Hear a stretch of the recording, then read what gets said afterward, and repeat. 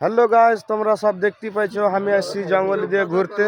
এটা হলো জঙ্গল যে আছে, তো এটা হলো গুজরাতের জঙ্গল। আমরা সব খাটলির কারিগর, খাটলিতে কাম করছি। ঘুরতে এসে আজ আমরা ছুটি ছুটি পেয়েছি রবিবার, আজ রবিবার।